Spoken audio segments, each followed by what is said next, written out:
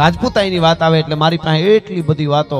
James kernel ટોડે તો એવું કીધું છે કે દુનિયામાં, જેમ્સ કર્નલ ટોડ એમ કે છે કે ભારતના સનાતન માટે, ધર્મ માટે, રાષ્ટ્ર માટે જેટલા રાજપૂતોએ બલિદાન આપ્યા છે એ બલિદાનના એના હાડકા ભેળા કરવામાં આવે ને તો ભારત ફરતી દિવાલ ચણાઈ જાય તો બધે આટલા રાજપૂતોએ બલિદાનો આપ્યા છે. ભલા માણસ, કોક દીક આવા ઇતિહાસો વાંચો ખબર પડે. નાયકા દેવી નામની રાજપૂતાણી, જે પૃથ્વીરાજ ચૌહાણ જેવા મહાપુરુષની સામે ટલ્લા લેવા વાળો, ઈ મમન ઘોરી જ્યારે ગુજરાતના સીમાડા દબાવવા માટે ઉતર્યો અને આબુના પહાડોમાં હજારોની સેના પડી હતી અને એને સંદેશો મોકલ્યો તો, ઈ એને નિરાધાર રાજપૂતાણી માનતો હતો કે રાજપૂત હવે જીવતો નથી, કુંવર બાળક છે. એને કીધું કે જુવાન 16 વર્ષથી 20 વર્ષ સુધીની જેટલી તમારી દીકરીઓ હોય ને ગુજરાતમાં સારી સારી, આવું શબ્દ એને વાપરેલો, રૂડી રૂપાળી, એ બધી તૈયાર કરીને મારી સેના માટે મોકલી દો, નહીતર હું ગુજરાતને હતું નતું કરી દઈશ, ખળગાવી દઈશ, હું મમન ઘોરી છું. અને હામો કાગળ લખે છે એક રાજપૂતાણી, આહા, કે એવી સુંદર કન્યાઓ ગોતતા થોડીક વાર લાગે, મને થોડોક સમય દઈ દે. અને સમય દઈ દે કીધું, તું ઘોરી રાજી થઈ ગયો, હમણાં મને કેવી કેવી કન્યાઓ ગુજરાતમાંથી મળશે. અને ઈ વખતે સમય માંગ્યો તો એમાં સેનાને તૈયાર કરી, તેથી 16 વર્ષની દીકરીઓ, 15 વર્ષની, 20 વર્ષની, 18 વર્ષની, 22 વર્ષની દીકરીઓ તૈયાર થતી, હાથમાં તલવારો લઈ, અને કીધું તું કે હે નાયકા દેવી રાજપૂતાણી, તમારો અવાજ થાય. અને ઘોરી જે કેડેથી આવ્યો છે એ નક્કી કરીને આવ્યો છે કે આ કેડેથી જવું છે આબુમાં, પણ પાછો જવા ટાણે કેળો ભૂલાવી દે માનજો કે હિન્દુસ્તાનમાં ગુજરાતની દીકરીઓ છે એ ભલા માણસ એને ભાન ભૂલાવી દે તો માનજો. નાયકા દેવીને વાંચો તો ખબર પડે શું ઘટના છે. એટલે તો નિજ સુત સોતે બાલ પાલને મે રઘુનાથ કે ગાયન ગાવતી થી, નિજ સુત સોતે બાલ પાલને મે રઘુનાથ કે ગાયન ગાવતી થી, કહી જાનકી તો હમ જાવતી થી, કસા ભૂલાવતી થી, તલવાર ધરી કર છૂટને કારણ દાવ કા પાઠ પઢાવતી થી, ઘર અંબિકા મીરન કાલકા થી સોઈ હિંદ की राजपूतानिया थी, कोई हिंद की राजपूतानिया थी.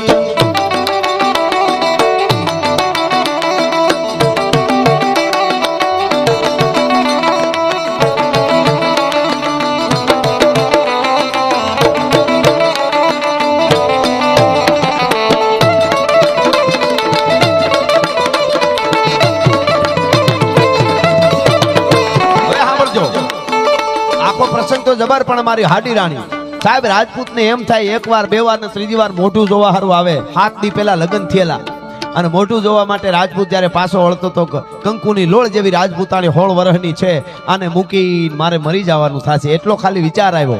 અને એક બેન ત્રીજી વાર પાછો વળ્યો.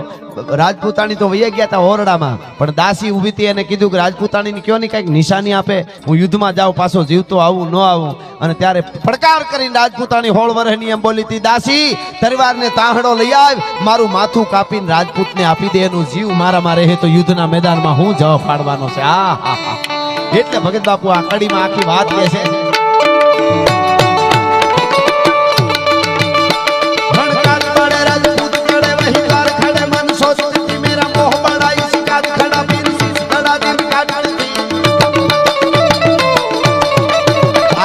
છાત્રાલયમાં દીકરીઓ ભણે તો એને કહી દઉં છું,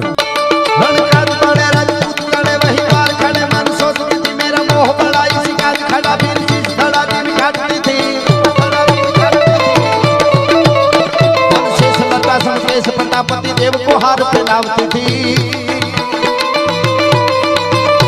जमदग्नि थी, अवधूतनी थी, सोई हिंद की राजपूतानिया थी, सोई हिंद की राजपूतानिया थी, सोई हिंद की राजपूतानिया थी.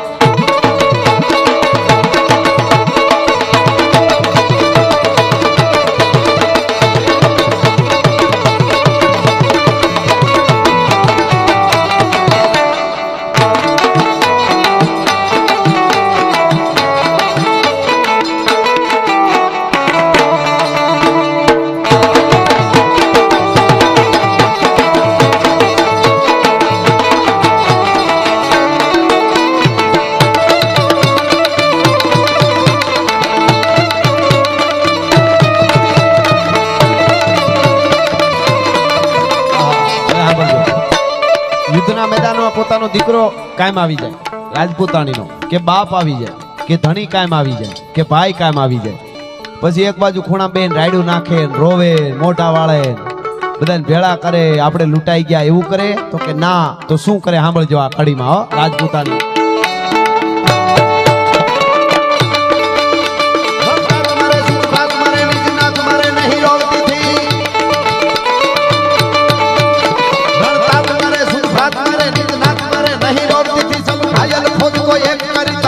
हरि कर झुझती थी, हरि कर झुझती थी।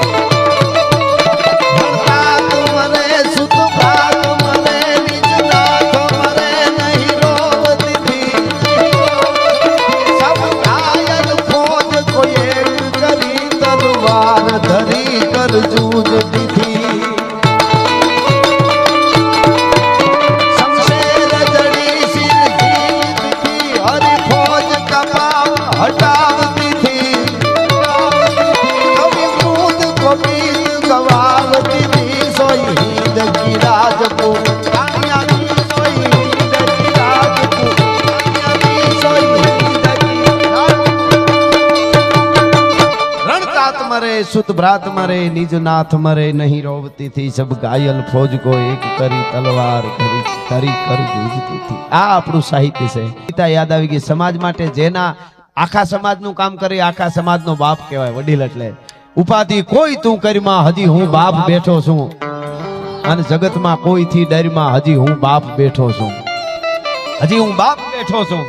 તારા સંતાપ ખંભે લઈ જગતના તાપ ખંભે લઈ ફેંકી દઉં સાત સમંદરમાં હજી હું બાપ બેઠો છું.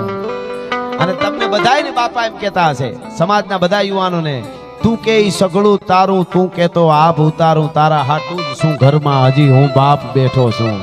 અને આ બેઠેલા યુવાનોને કહી દો, આપણને એમ લાગે બાપ આમ કીએ તેમ કીએ કે આપણું માને નહીં, આપણે કરીએ એમ કરવાનું દે એવું લાગે, એના આપણા યુગ પ્રમાણે વિચારો જુદા પડે. પણ જે કે બાપ બેઠો એ ભાગ્યશાળી છે. એકવાર એ ખૂણો ખાલી થઈ જાય પછી બ્રહ્માંડમાં કોઈની ત્રેવડ નથી કે ખૂણાને પાછો ભરી શકે. ભલા માણસ એ બાપ છે. અને બે કડી હું બધાયના બાપ વતી અને મારા બાપુજી વતી મારું લખેલા ગીતને સંભળાવું છું આપને, કે ઘરમાં જઈને એ જ બાપ બેઠો માનો એ જ અમૃતનું ઝાડ, અને ખાલી એનું એક ખોખારો આખો એના જારે જાય જન્મારો. એક ખોખારા ઉપર આખો અવતાર જન્મારો વયો જાય. હવે ની કડી સાંભળજો. દરેકના બાપ માટેની ફિલિંગ હોય છે, એને જે સંઘર્ષ કર્યો હોય આપણા માટે. સાંભળજો આ કડી, કે ઉપાધિયું હોય એ મારે આપના જેવી એ સમે હું અકળા, એ દી ઉપાધિયું હોય એ મારે આપના જેવી એ સમે હું અકળા. મારો બાપ તે દી મને એટલું કેતા, શું કેતા? કે બધું ભૂલી હું જા બેટા, તેદી મને એટલું કેતા, બધું ભૂલી હું જા બેટા. ઘરમાં જઈને એ જ બાપ બેઠો મારો એ જ અમૃતનું ઝાડ, ખાલી એનો એક ખોખારો આધારે જાય જન્મારો.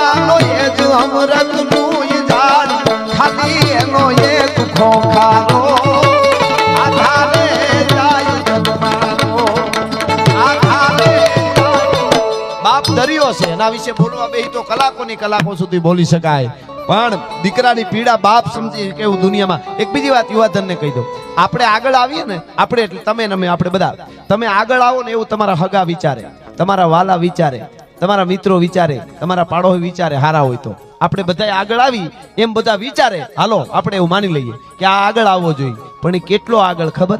મારાથી આગળ નહીં. કોઈ પણ હોય ભલે આગળ આવો પણ મારાથી નહીં. પણ આખી દુનિયામાં એક જ પાત્ર એવું છે બાપ, કે મારા કરતા 100 ગણો મારો દીકરો આગળ જાય તો મને મજા આવે. ઈ બાપ એક જ છે, 100 ગણો આગળ જાય. મને આ યાદ આવે છે કે હું કમાડ ખોલું તા નીચે મારા બાપુજી હોય ને, પ્રોગ્રામમાં જાતો આવતો દરવાજો ખોલું એટલે આમ બેઠા હોય કે વાંચતા હોય ગમે પણ આમ હમાનમા થઈ જાઓ. અને શું પરિસ્થિતિ કેવી થાય? હું કમાડ ખોલું ત્યાં એ જ કાયમી મારો બેઠો થઈ જાતો ઈ બાપ અન બેટા મોઢે કેમ સો જાખો એવું એની બોલતી આંખો બેટા મોઢે કેમ સો જાખો એવું એની બોલતી આંખો ઘરમાં જે દે એ જ બાપ બેઠો માનો એ જ અમૃત નું એ ઝાડ ખાલી એનું એ તારો આધારે જાય જન્મા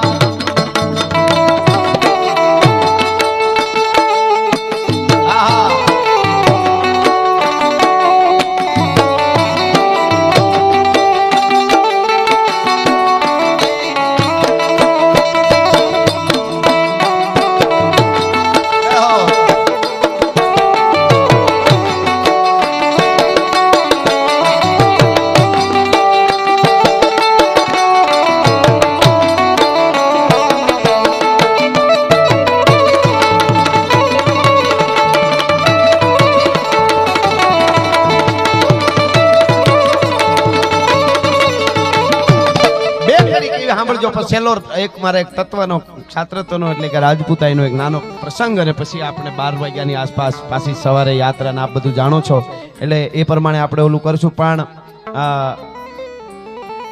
હા સરસ ફરમાઈશું, ઘણી બધી એટલી બધી ફરમાઈશું છે. હું અમુક કોશિશ કરીશ કે અઠવાડિયું રોકાવું પડે એમ છે અહીંયા, પણ તમારો ભાવ છે હોય કે દિવાળી હોય કે હાતમ હોય કે ગમે આવી જ જાય. હવની પેલા નેહડામાં આવી જાય, ફટાકડા આવી જાય, બધું આવી જાય, કેરીયું ટાણે કેરીયું આવી જાય. તો જાહો જલાલી આ દુનિયાની જોઈ મેં જાજી અને મારે હતી હા મોજ આ દુનિયામાં છે ઈ બધું મારા બાપનું જાણે મારે જે જોઈએ ઈ આવતું ટાણે બધું મારા બાપનું જાણે જે જોઈએ ઈ આવતું ટાણે બધું મારા બાપનું જાણે જે જોઈએ ઈ જાહો જલાલી જોઈ મેં જાજી બધું મારા બાપનું જાણે મારે જે જોઈએ ઈ આવતું ટાણે. છેલ્લી ઘડી સાંભળજો. મારા બાપે વિદાય લીધી ત્યારે મને કેવું લાગ્યું? કેવું લાગ્યું તું મને? કે મીઠડો કે મેરા માણ કરતો તો મારા આખા કુટુંબમાં ગુંગવા કે જ મીઠડો મેરા માણ એ મીઠડો મેરા માણ કરતો તો મારા આખા કુટુંબમાં ગુંગવાટ પણ મનમાં જ રાજ મૂંઝાણો આજ મારો આખો સમુદ્ર